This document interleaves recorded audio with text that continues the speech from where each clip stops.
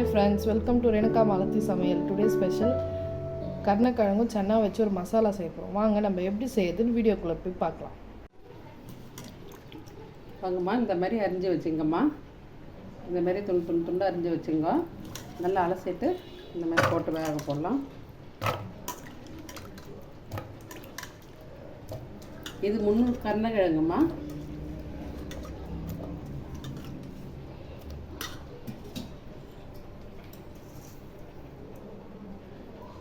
இது கொஞ்சம் உப்பு போட்டுக்கலாம். இதுக்கு தேவையான உப்பு கொஞ்சமாக போட்டுக்கலாம். கொஞ்சோண்டு மஞ்சப்பொடி போட்டுக்கலாமா. இப்போ தண்ணி விட்டுக்கலாம். இப்போ வேக போட்டுடலாம். வாங்கம்மா, இந்த 2 விதை அளவுக்கு தேங்காய்மா இது மிக்சியில் போட்டுக்கலாம், பொடி பண்ணிக்கலாம். அம்மா 2 பச்சை மிளகாய்மா உடச்சிக்கலாம். கொஞ்சம் சோம்பு போட்டுடலாமா. லேசாக ஒரு பல்ஸ் மாதிரி ஓட்டி எடுத்துக்கலாம். அப்புறமா நல்லா வெந்துடுச்சு. 2 விசில் தான்மா வச்சேன். நல்லா சாப்பிட்டா பாருங்கள். அவ்வளோதான், ரெடி ஆகிடுச்சு. எடுத்துட்டேன். வாங்கம்மா, கொஞ்சம் எண்ணெயில் போட்டு எடுத்துக்கலாம்.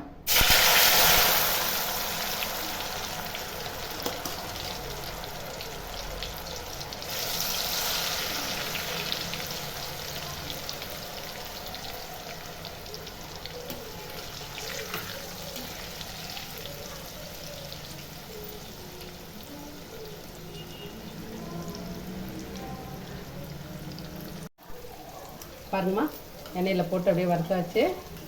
எடுத்துடலாம்.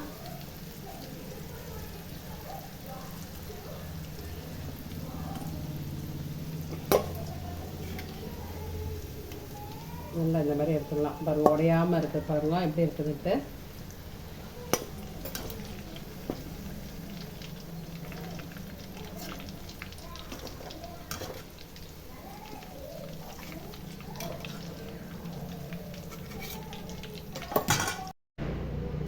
வாங்கம்மா, 2 கடுகு போட்டுக்கலாம். அப்புறமா 2 லவங்கு, கொஞ்சோண்டு பட்டை வச்சுக்கிறோமா போட்டு, ஒரு 2 இலைலாம் வச்சுக்கிறோமா.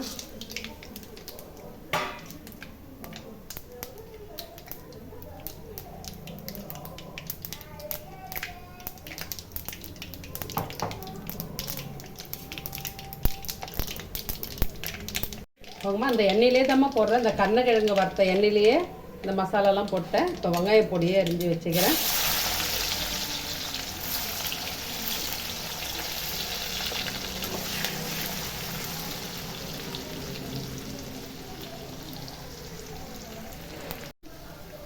அப்புறமா இஞ்சி நெசுக்கி வச்சுக்கிறேன்.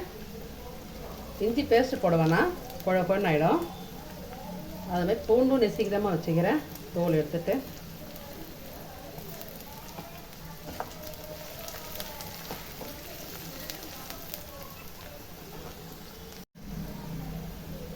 கொஞ்சம் கருவேப்பிலை போட்டுக்கலாமா.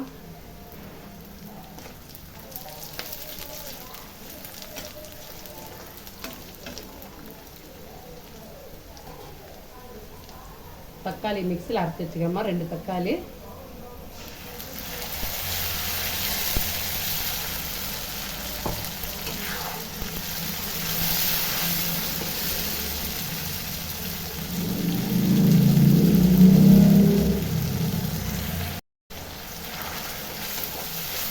நல்லா தக்காளியும் வதங்கி வச்சுமா. சோம்பும் தேங்காயும் பொடி பண்ணி வச்சுக்கிறோம்ல மிக்சியில், இந்த மாதிரி பொடி பண்ணி வச்சுக்கிறோம். இப்போ எண்ணெயிலே போட்டுடலாம்.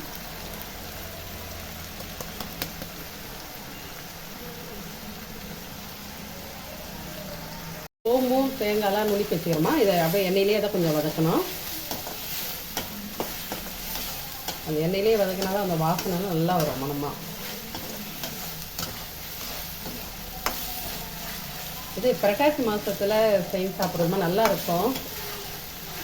தயிர் சாதம், சாம்பார் சாதம், கார குழம்புக்கு, ரசத்துக்கு, கீரைக்கெல்லாம் நல்லா இருக்குமா. கருணக்கிழங்கு எப்பவும் வறுப்போம். இந்தமாரி பண்ணி சாப்பிட்டு பாருங்க, ரொம்ப நல்லாயிருக்கும்.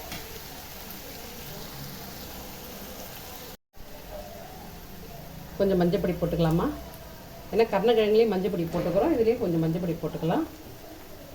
தனி மிளகா பொடிமா.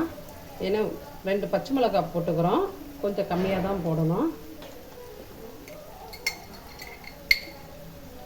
இது பெரிய ஸ்பூனு தனியா 1 ஸ்பூன் போட்டுக்கலாம்.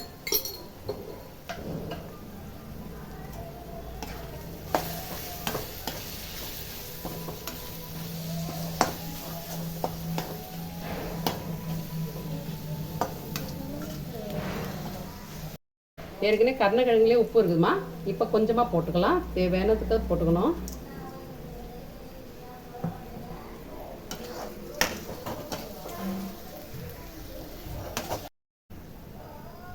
இப்போ தண்ணி விட்டுக்கலாமா. நம்மளுக்கு எவ்வளோ கிரேவி வேணும், சப்பாத்தி சாப்பிட்றதா இருந்தால் கொஞ்சம் நிறைய விட்டுக்கலாம், இட்லிக்கு வேணுமா இல்லை சாதத்துக்கு தான் ஒன்றா தண்ணி அது பார்த்து விட்டுக்கலாமா. தண்ணி விடுறது வந்து நம்ம பார்த்துக்கு தான் விட்டுக்கணும். இது தயிர் சாதத்தில் எங்கள் அம்மா நல்லா செய்வாங்கம்மா, ரொம்ப செய்வாங்க, அடிக்கடிக்கு செய்வாங்க. அந்த புரட்டாசி மாதம் கார்த்திகை மாதத்தெல்லாம் இது அவ்வளோ நல்லாயிருக்கும். இது இந்த டேஸ்ட்டு, இந்த வாசனை, உப்பெல்லாம் கூட கரெக்டாக இருக்குது, எல்லாமே கரெக்டாக இருக்குது.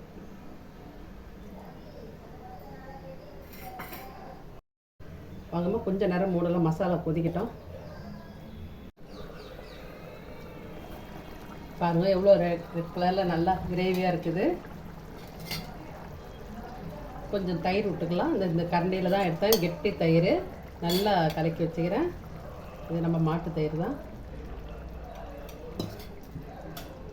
தயிர் விட்றோன்னா அந்த கருணக்கிழங்குல வந்து நம்ம புளி விடுவோம், புளியோ லெமனோ விடுவோம், அதுக்கு பதில் இது தயிர் விடலாம். பாருங்க சுண்டல் வேக வச்சு வச்சுக்கிறோம், நல்லா கொசந்து எப்படி இது பாருங்கள் கொல கொள்ள போட்டுடலாம். கருணக்கிழங்கு எண்ணெயில் தேய் வச்சுக்கிறேனாம்மா, இந்த எடுத்து வச்சுக்கிற போட்டுடலாம். அவ்வளோ சூப்பராக சும்மாவே சாப்பிட்லாம், அவ்வளோ நல்லாயிருக்கும்.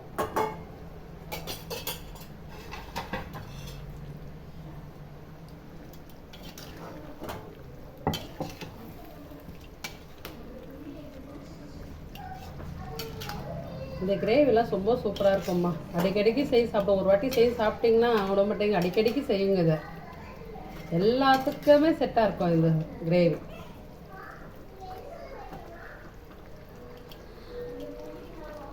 ரெண்டு நிமிஷம் அப்படியே கொதிக்கட்டும், அப்புறம் கேஸ் ஆஃப் பண்ணிடலாம்.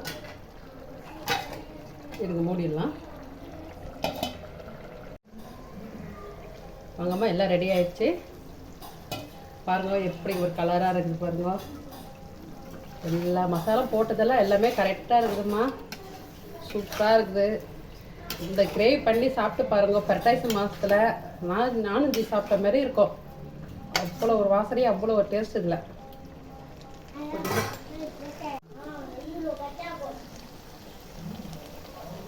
வாங்கம்மா கொஞ்சம் கொத்தமல்லி போட்டுட்டு சூப்பராக இருக்கும். ஆஃப் பண்ணிடலாம். அது அப்படியே ஒரு மூடிடலாம், மூடிட்டு கேஸ் ஆஃப் பண்ணிடலாம். இந்தமாரி பண்ணி பாருங்கம்மா, புரட்டாசி மாதத்தில் சூப்பராக இருக்கும். வாங்கம்மா எல்லாம் சூப்பராக ஆயிடுச்சு, எப்படிட்டு பாருங்க, அவ்வளோ சூப்பராக இருக்கும்மா. இது சாம்பார் சாதத்துக்கு, தயிர் சாதத்துக்கெல்லாம் ஒரு ரசம் வச்சுட்டா கூட இது வச்சு கிரேவியில் சாப்பிட்லாமா. சப்பாத்தி கூட அவ்வளோ சூப்பராக இருக்கும். இது கிரேவி பண்ணிங்கன்னா அவ்வளோ நல்லாயிருக்கும். எனக்கான எல்லோரும் போட்டி போடுவாங்க. என்ன வாசனை உனக்கு தெரியுமா, எங்களால் நிற்க முடியல. எல்லாம் அடிக்கடிக்கு புரட்டாசி மாதப்போ செய்து சாப்பிடுங்கம்மா, செம்மையாக இருக்குது, சூப்பராக இருக்குது. நாங்கள் சாம்பார் தயிர் தான் வச்சு சாப்பிட போகிறோம். தயிருக்கும் சாம்பார் தான் சாப்பிட போகிறோம் நாங்கள். இதேமாரி உங்கள் வீட்டில் செஞ்சு ட்ரை பண்ணி பாருங்கள். கருணக்கிழங்கு இந்தமாரி டிஃப்ரெண்ட்டாகவும் பண்ணி பாருங்கள். மறக்காமல் எங்கள் சேனலை சப்ஸ்கிரைப் பண்ணுங்கள். ஹாய் ஃப்ரெண்ட்ஸ், பாருங்கள் கருணக்கிழங்கும் சன்னா மசாலா வச்சு ஒரு கிரேவி மாரி பண்ணியாச்சு, சூப்பராக ரெடி ஆகிருக்கு. நம்ம நார்மலாக கருணக்கிழங்கை ஃப்ரை பண்ணி தான் பார்த்துருக்கோம், இந்தமாரி யாரும் ட்ரை பண்ணிக்க மாட்டீங்க. இனிமேல் உங்கள் வீட்டில் செஞ்சு ட்ரை பண்ணி இனிமேல் சாப்பிட்டு பாருங்கள். மறக்காமல் எங்கள் சேனலை சப்ஸ்கிரைப் பண்ணுங்கள், லைக் பண்ணுங்கள், ஷேர் பண்ணுங்கள். அடுத்த வீடியோவில் பார்ப்போம். பாருங்கள் எப்படி இருக்குதுன்ட்டு கிரேவி இவ்வளோ சூப்பராக இருக்குது.